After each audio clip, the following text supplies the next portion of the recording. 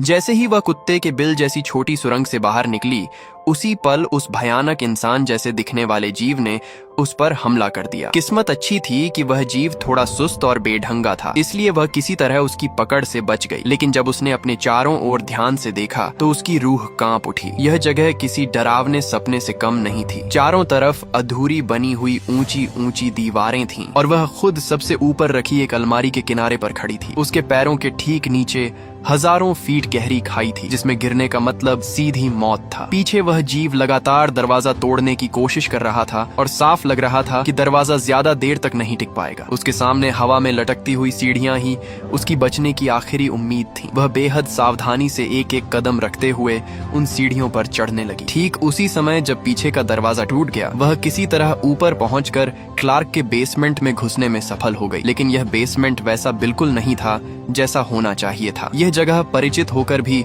अजीब तरह से अनजान महसूस हो रही थी। कुछ समय पहले की बात है, जब क्लार्क ने अपनी फर्नीचर की दुकान में एक बटन दबाया था। बटन दबाते ही सामने की दीवार पर एक अजीब चमक दिखाई दी। पहले तो उसे लगा कि शायद उसकी आंखों का भ्रम होगा, लेकिन जिज्ञासा इतनी बढ़ गई कि वह धीरे धीरे उस दीवार के पास पहुंच गई। जैसे ही वह बिल्कुल करीब पहुंची, अचानक कुछ ऐसा हुआ जिसकी उसने कभी कल्पना भी नहीं की थी। उसने सिर उठाकर सामने देखा और पूरी तरह स्तब्ध रह गई। दीवार के दूसरी ओर एक ऐसा कमरा मौजूद था जो उसकी दुकान में कभी था ही नहीं। कमरे के बीचों बीच अलग अलग तरह के फर्नीचर बेतरतीब तरीके से पड़े थे, मानो किसी ने उन्हें बिना किसी मतलब के फेंक दिया हो। पूरा दृश्य बेहद अव्यवस्थित और अस्वाभाविक लग रहा था। क्लार्क समझ नहीं पा रही थी कि जिस जगह को वह वर्षों से चला रही है, वहाँ आखिर ऐसा रहस्यमय हिस्सा कैसे छिपा हो सकता है। लेकिन उस अनजान कमरे से भी ज्यादा डरावनी वह दीवार थी, जो कभी ठोस दिखाई देती तो कभी पारदर्शी। उसने हिम्मत जुटाकर अपना हाथ दीवार पर रखा। अगले ही पल उसकी उंगलियां बिना किसी रुकावट के दीवार के आर पार चली गईं, जैसे वहां कोई दीवार थी ही नहीं। घबराकर वह तुरंत पीछे हट गई और दोबारा उसी रास्ते से वापस अपनी असली फर्नीचर की दुकान में लौट आई। अब उसे यकीन हो चुका था कि वह इस रहस्यमय दुनिया और अपनी वास्तविक दुनिया के बीच कभी भी आ जा सकती है। डर जरूर था, लेकिन उसकी जिज्ञासा उससे कहीं ज्यादा बड़ी थी, इसलिए वह दोबारा उसी दीवार के पार चली गई। अंदर पहुंचकर उसने एक कुर्सी उठाई। उसे छूने पर वह बिल्कुल असली लगी। उसका वजन, बनावट और डिजाइन सब कुछ वास्तविक दुनिया के फर्नीचर जैसा ही था। यही वह जगह थी जिसे बाद में लोग लेवल 0 के नाम से जानने लगे। एक ऐसी अंतहीन भूल भुलैया जहाँ तर्क और वास्तविकता दोनों बेकार हो जाते हैं। चारों ओर वीरानी पसरी हुई थी। कहीं कोई खिड़की नहीं थी, कोई दरवाजा बाहर नहीं जाता था और निकलने का कोई रास्ता नजर नहीं आ रहा था। पूरी जगह पर फीकी पीली रोशनी फैली हुई थी, जो हर पल बेचैनी बढ़ा रही थी। हर कदम पर ऐसा महसूस होता था कि कोई अदृश्य चीज उसे देख रही है। कुछ दूर चलने के बाद उसे एक खुला हुआ दरवाजा दिखाई दिया, जिसके पास एक मरी हुई चिड़िया पड़ी थी। वह दरवाजे के अंदर गई तो सामने पहले से कहीं ज्यादा बड़ा खाली क्षेत्र था। वहाँ इधर उधर कुछ कुर्सियां बिखरी हुई थी। तभी दूर कहीं से बहुत हल्की आवाज सुनाई दी। वह आवाज का पीछा करते हुए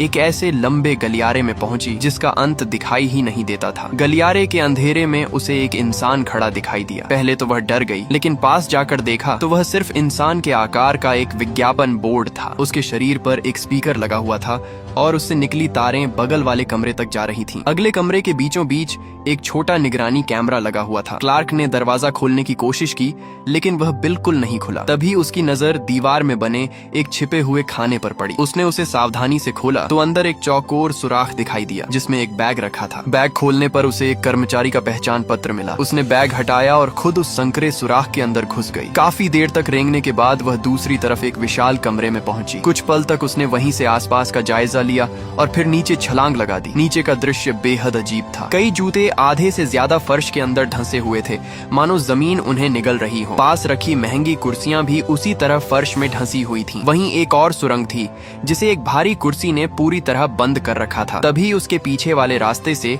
किसी चीज के आने की आवाज सुनाई दी। वह तुरंत वापस सुरंग की ओर भागी और जोर जोर से आवाज लगाने लगी। उसी समय एक काली परछाई बिजली की गति से उसके सामने से गुजर गई। डर के मारे उसका पूरा शरीर सुन्न पड़ गया। सोचने का समय नहीं था। उसने पास का छोटा दरवाजा खोला और पूरी ताकत से भागने लगी। रास्ते में लगे एक संकेत बोर्ड से उसे पता चला कि वास्तविक दुनिया में वापस जाने का रास्ता अब ज्यादा दूर नहीं है। अब वह किसी भी नई जगह में जाने की हिम्मत नहीं कर रही थी। उसे जितना रास्ता रास्ता याद था, उसी के सहारे तेजी से दौड़ती हुई आखिरकार उस पहले वाले कमरे तक पहुंच गई जहां फर्नीचर का ढेर लगा हुआ था। लेकिन पीछे से किसी के तेज कदमों की आवाज लगातार करीब आती जा रही थी। घबराकर उसने दीवार के आर पार जाने की कोशिश की, लेकिन इस बार दीवार ठोस बन चुकी थी। वह बुरी तरह घबरा गई और पूरी दीवार पर हाथ फेर फेर कर रास्ता खोजने लगी। काफी कोशिशों के बाद आखिर उसे वह अदृश्य प्रवेश द्वार मिल गया। वह तुरंत वापस अपनी दुकान में लौट आई और सबूत के तौर पर वहां से एक स्टूल उठाकर अपने साथ वास्तविक दुनिया में ले आई। अब उसके हाथ में मौजूद वही स्टूल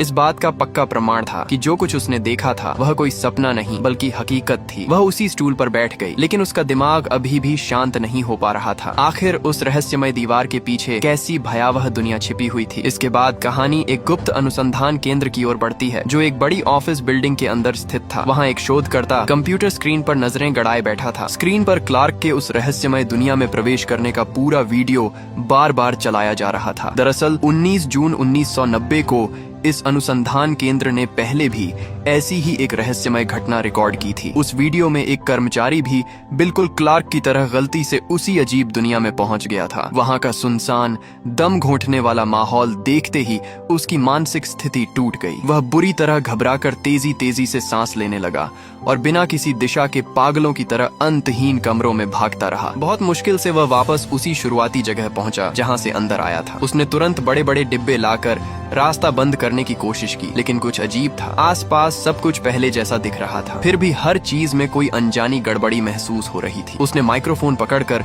जोर जोर से मदद की गुहार लगाई, रोते हुए बताया कि वह अपने साथियों से बिछड़ गया है और किसी अनजान बंद दुनिया में फंस चुका है। उसे उम्मीद थी कि शायद बाहर कोई उसकी आवाज सुन ले और उसे बचाने आ जाए। तभी उसके पीछे फिर से अजीब अजीब आवाजें आने लगीं। उसने पलटकर देखा तो एक काली परछाई पल भर में उसकी नजरों के सामने से गुजर गई। पास जाकर देखने पर पता चला कि वह सिर्फ एक घायल चिड़िया थी, लेकिन उसके मन में पीछा किए जाने का डर खत्म नहीं हुआ। वह पूरी ताकत से भागता रहा। उसे लगा कि सामने दिखाई दे रहा रास्ता शायद बाहर निकलने का दरवाजा होगा, लेकिन जैसे ही वह वहां पहुंचा उसके सामने फिर वही पीली दीवारों वाला बंद कमरा था। यहीं पर वह वीडियो हमेशा के लिए खत्म हो जाता है। उसके बाद उस कर्मचारी के साथ क्या हुआ यह आज तक कोई नहीं जान पाया। दूसरी ओर क्लार्क, जो एक साधारण फर्नीचर की दुकान चलाती थी, अपनी असली जिंदगी में भी बुरी तरह परेशान थी। उसकी जिंदगी मुश्किलों से घिरी हुई थी और लंबे समय से शराब की लत ने उसकी हालत और भी खराब कर दी थी। क्लार्क की निजी जिंदगी भी पूरी तरह बिखर चुकी थी। उसकी शादी टूटने की कगार पर थी और दो बड़ी समस्याओं ने उसकी मानसिक शांति पूरी तरह छीन ली थी। उसकी फर्नीचर की दुकान में ग्राहकों की संख्या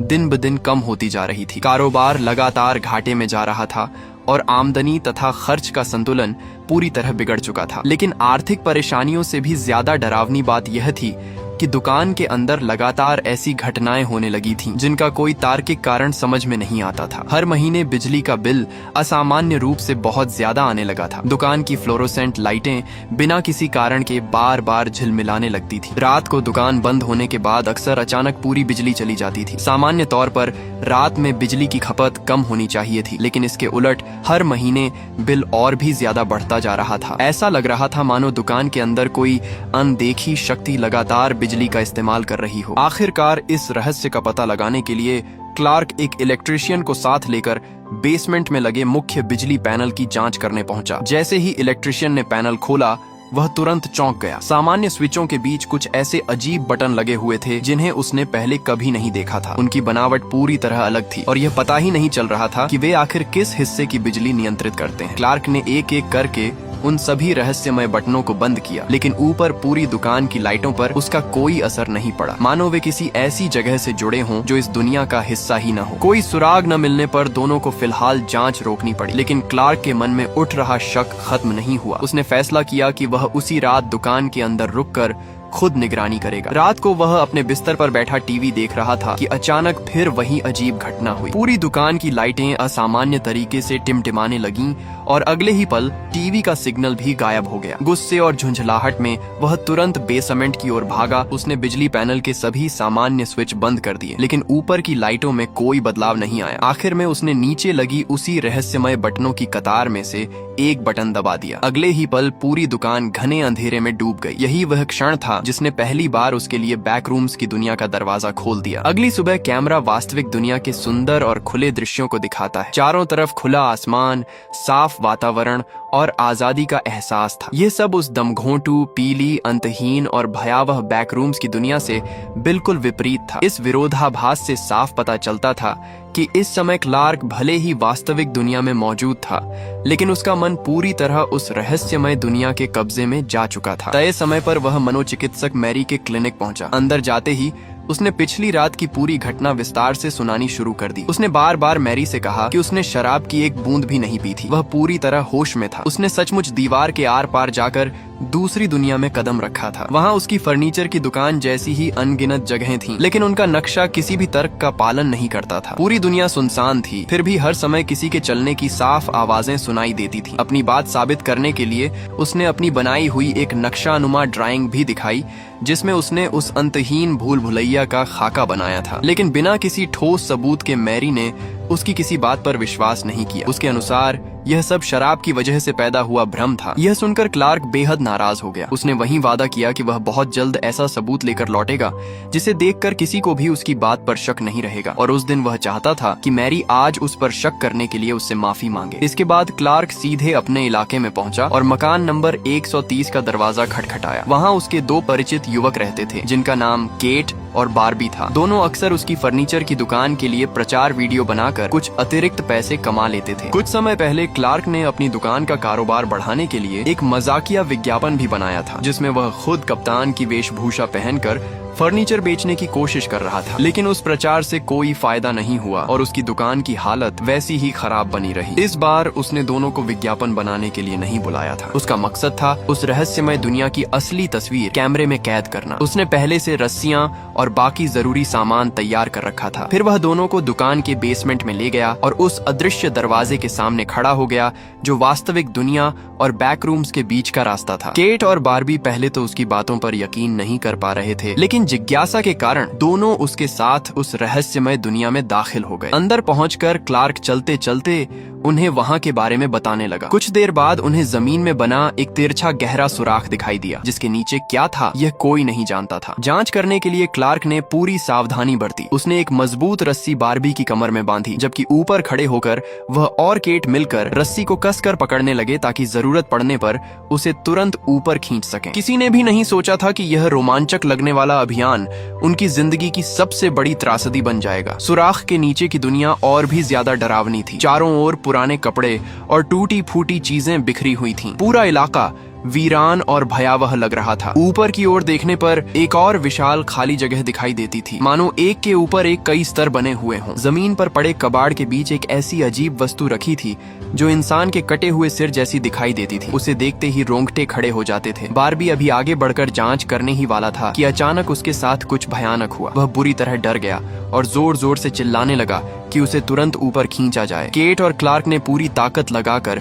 उसे वापस ऊपर खींच लिया। ऊपर पहुंचते ही उसका चेहरा सफेद पड़ चुका था। वह कांपती आवाज में बस इतना कह पाया कि नीचे कोई मौजूद है। वह घबराकर अपनी कमर से रस्सी खोलने ही वाला था कि तभी नीचे से किसी अदृश्य ताकत ने रस्सी को जोर से पकड़ लिया और पूरी शक्ति से उसे वापस नीचे खींचने लगी। तीनों ने मिलकर पूरी ताकत लगा दी, लेकिन उस रहस्यमय शक्ति के सामने उनकी एक नहीं चली। अगले ही पल बारबी को जबरदस्ती गहराई में घसीट लिया गया। उस खींचतान की ताकत इतनी ज्यादा थी कि क्लार्क और केट भी अपना संतुलन खो बैठे और दोनों सीधे उसी गहराई में जा गिरे। नीचे गिरते ही उन्होंने अपनी आंखों से देखा कि किसी अज्ञात भयावह जीव ने बारबी को पकड़ रखा था और उसे घसीटते हुए बगल में बने एक अंधेरे दरवाजे के अंदर ले गया। जमीन पर सिर्फ ताजा खून का बड़ा धब्बा बचा था, जिसे देखकर दोनों के होश उड़ गए। घबराया हुआ केट बिना कुछ सोचे उसी दिशा में भागा, जबकि क्लार्क कैमरा हाथ में लिए उसके पीछे दौड़ पड़ा। लेकिन भाग दौड़ के दौरान दोनों एक दूसरे से बिछड़ गए। अब क्लार्क अकेला उस अंधेरी और टेढ़ी मेढ़ी दुनिया में भटकने लगा। काफी देर तक रास्ता खोजने के बाद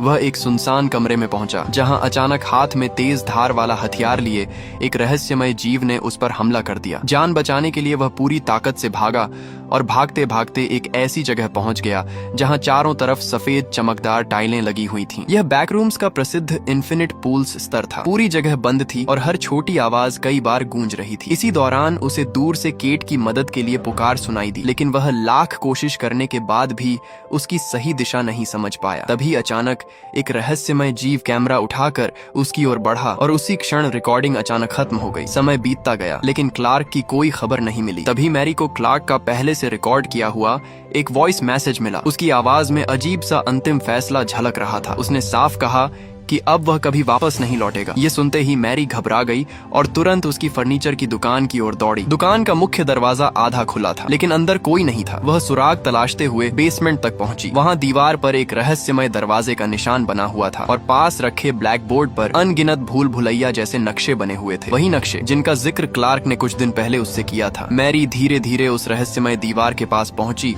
और कांपते हाथों से उसे छूने के लिए अपनी उंगली आगे बढ़ाई। मैरी ने कांपते हुए अपनी उंगलियां दीवार पर रखी। अगले ही पल उसकी उंगलियां उस ठोस दिखाई देने वाली दीवार के आर पार चली गईं। अब उसे यकीन हो गया कि क्लार्क सच कह रहा था। उसने गहरी सांस ली और हिम्मत जुटाकर उस रहस्यमय बैकरूम्स की दुनिया में कदम रख दिया। लेकिन इस बार वहां का दृश्य पहले जैसा बिल्कुल नहीं था। जब क्लार्क पहली बार यहाँ आया था तब जिस कमरे में चारों ओर फर्नीचर रखा था, अब वहाँ एक भी सामान मौजूद नहीं था। सारी कुर्सियां, मेजें और बाकी फर्नीचर किसी पुराने और जर्जर निगरानी कक्ष में ले जाए जा चुके थे। वहाँ लगे सभी मॉनिटर और कैमरे टूट चुके थे और पूरी तरह बेकार हो चुके थे। अब वे किसी भी चीज को रिकॉर्ड करने की हालत में नहीं थे। अपने डर को दबाते हुए मैरी धीरे धीरे आगे बढ़ती रही। कुछ देर बाद वह एक खुले हुए दरवाजे तक पहुंची। अंदर दाखिल हुई तो देखा कि पूरा कमरा कुर्सियों से भरा पड़ा था, लेकिन उसकी नजर जैसे ही दीवार पर बनी एक बेहद विकृत और डरावनी पेंटिंग पर गई, उसका पूरा शरीर सुन्न पड़ गया। तभी अचानक उसके पीछे किसी के कदमों की आहट हुई। उसने मुड़कर देखा तो सामने क्लार्क खड़ा था। वह कुछ कह पाती उससे पहले ही दूर से किसी भारी चीज के धीरे धीरे पास आने की आवाज सुनाई देने लगी। हर कदम के साथ